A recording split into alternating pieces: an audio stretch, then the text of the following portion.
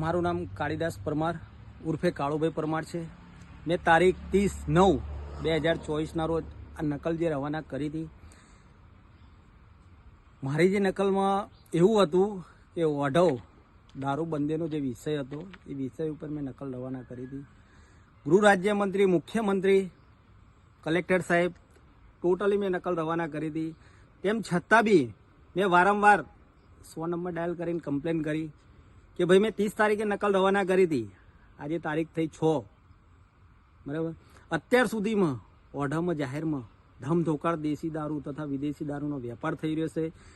PI ઝુંઝુવાડિયા સાહેબ એમ તો કેટલું ભરણ લે છે કે આ લોકોનો ખુલ્લેઆમ મેં 100 નંબર ડાયલ કર્યો, 100 નંબરમાં પીસીઆર આવી જોઈએ, પીસીઆરની જગ્યાએ બુટલેગરનો ફોન મારી ઉપર આવે છે અને બુટલેગર એવું કહે છે કે તમને જાનથી મારી નાખીશ, એવી મને ધાક ને ધમકી આપે છે। જો મને અને મારા ફેમિલીને કંઈ પણ થશે તો ટોટલી જવાબદાર પોલીસ તંત્ર રહેશે, ઓઢવ પીઆઈ રહેશે, ગૃહ રાજ્ય મંત્રી રહેશે, મુખ્યમંત્રી રહેશે, જેને જેને મેં નકલ રવાના કરી છે ટોટલ આમાં રહેશે।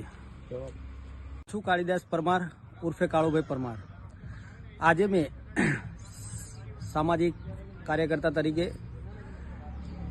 જે ઓઢવ વિસ્તારની અંદર વાત કરીએ, આપણે ઓઢવ વિસ્તારની અંદર ખુલ્લેઆમ દેશી તથા વિદેશી દારૂનો વેપાર થઈ રહ્યો છે અને મેં જે અરજીઓ કરી છે, જે નકલ રવાના કરી છે, તેની વિગત તમને જણાવી દઉં કે મેં ક્યાં ક્યાં રવાના કરી છે।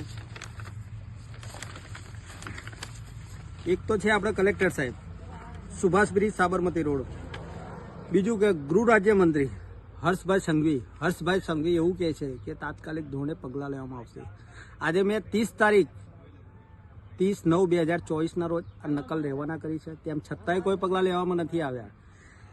બીજી કે પોલીસ કમિશનરશ્રીએ એમની વાત કરીએ, પછી Amraiwadi police station DCP zone 5, Gujarat સમાચાર, દિવ્ય ભાસ્કર, પછી ઓઢવ પોલીસ સ્ટેશનના જે પીઆઈ છે ઝીંઝુવાડિયા સાહેબ, એમને બી આ નકલના રવાના કરી છે। તેમ છતાંય અત્યારે હાલની અંદર ઓઢવ વિસ્તારની અંદર દેશી તથા ઇંગ્લિશ દારૂનો વેપાર ત્યાં આગળ ખુલ્લેઆમ થઈ રહ્યો છે અને હું તારીખ 8/10/2024 સમય 12 થી 3 હું ત્યાં આગળ જાહેરમાં સારંગપુર સર્કલ ડૉક્ટર બાબા સાહેબનું જે સ્ટેચ્યુ છે ત્યાં આગળ હું જાહેરમાં આત્મવિલોપન કરવાનો છું।